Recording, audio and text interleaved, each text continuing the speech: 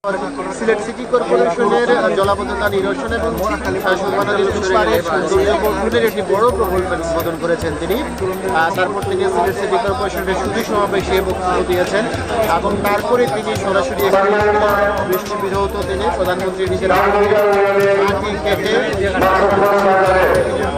আমরা দেখছি যে প্রধানমন্ত্রী সিলেটের আসলে যে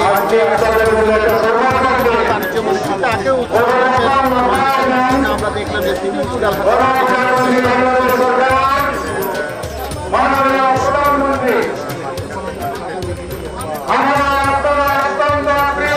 দেখলাম মন্ত্রী চৌধুরী এমনি তিনিও লাগিয়েছেন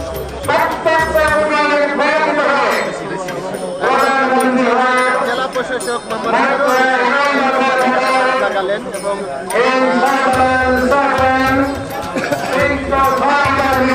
নাগরিকতা এবং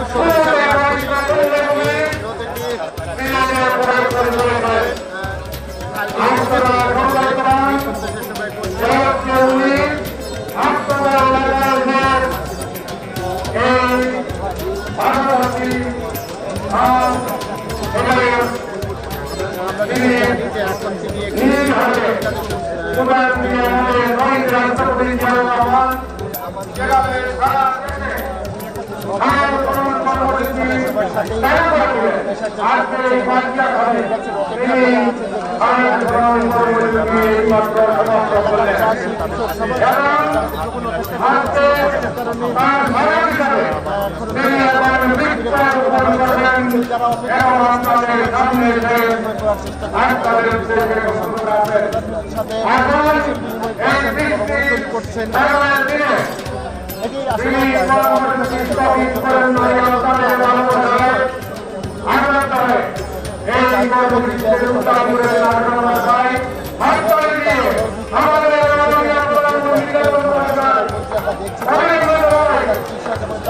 সাথে প্রবর্তন করছেন। একাধিক মন্ত্রীকে সাথে নিয়ে আমরা দেখলাম প্রধানমন্ত্রী বাঁশিয়া নদীর খনন কাজের উদ্বোধন করেন, রাষ্ট্রপতি রহমান, তারপর আবারও ভরাট হয়ে যায় এবং তারপর স্থানীয় মানুষের দখল দূষণ এবং নাব্যতা হারিয়ে নদীর খালে পরিণত হয়েছিল।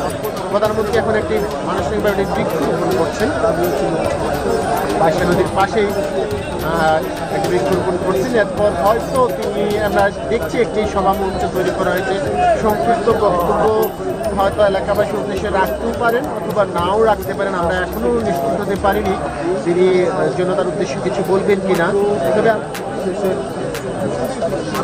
তবে প্রধানমন্ত্রীর স্বতঃস্ফূর্ততা আমরা দেখেছি, তিনি যখন এই ঢাল বেয়ে নামছিলেন 2-3বারই আমরা দেখেছি যে তিনি পিচ্ছিল ঢালে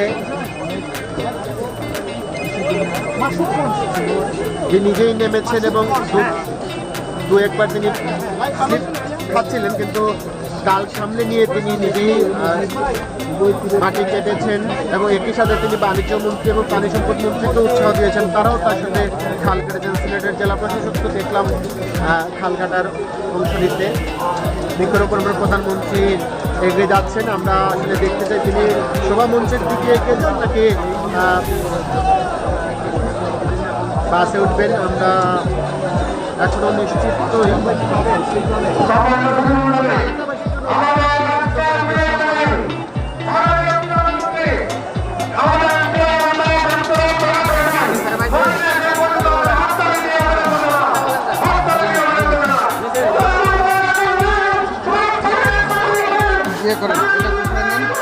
নিয়ে আপনি এসে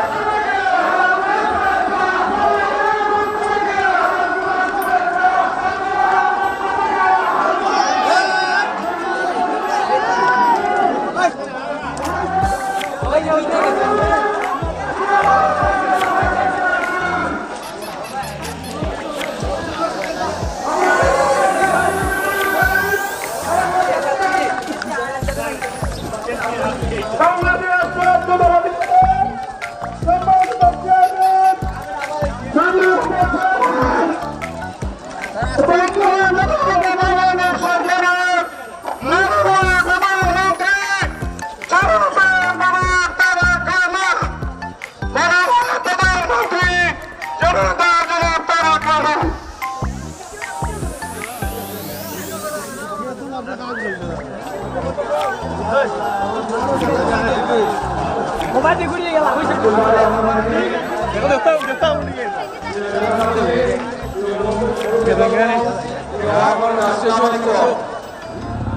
আছেন সবাই?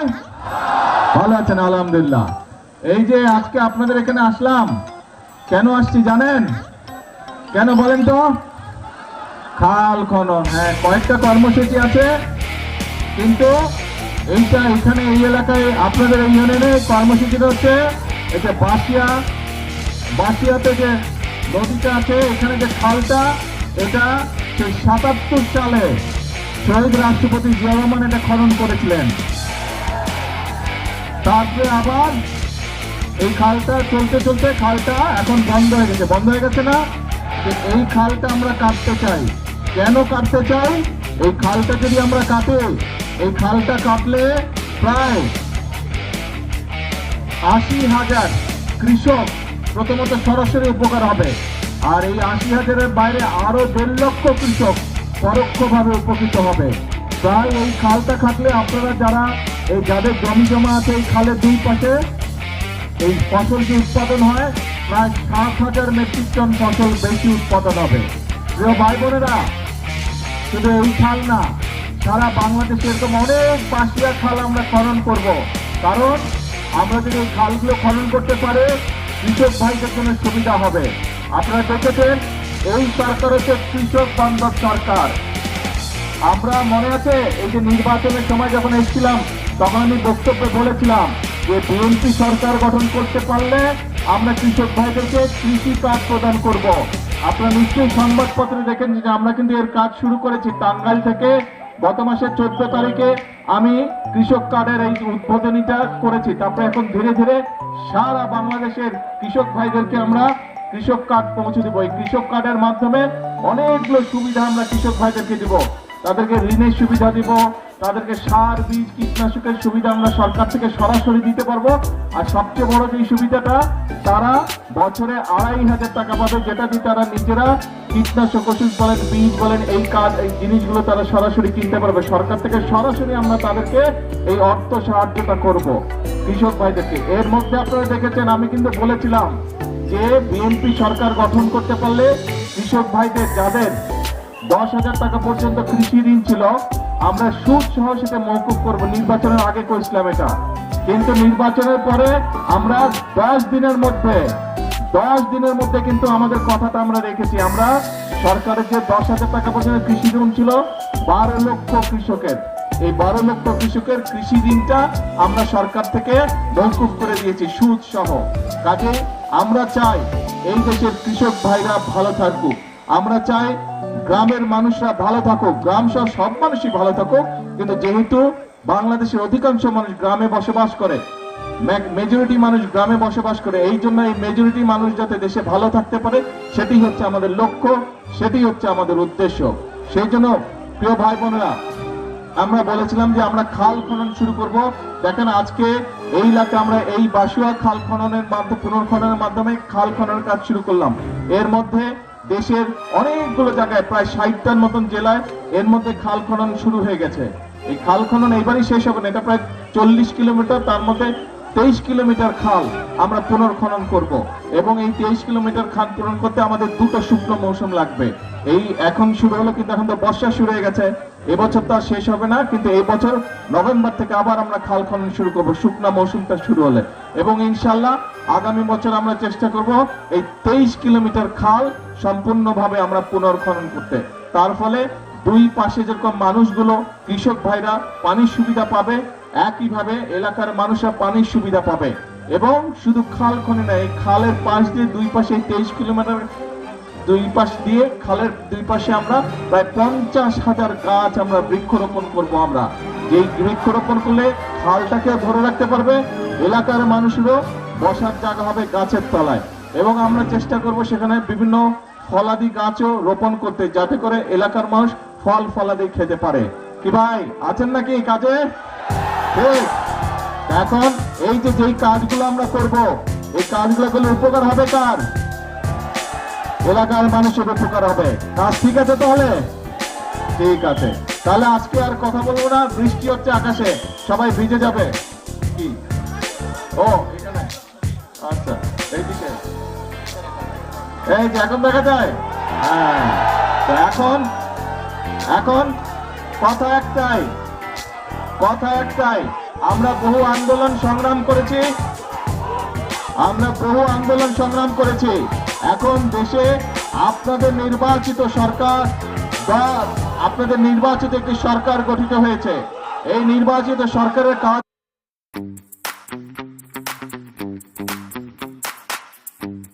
হচ্ছে আস্তে আস্তে, স্লোগান দিলে কথা শুনতে পাবো না, তো আস্তে আস্তে এক মিনিট একটু চুপ করতে হবে।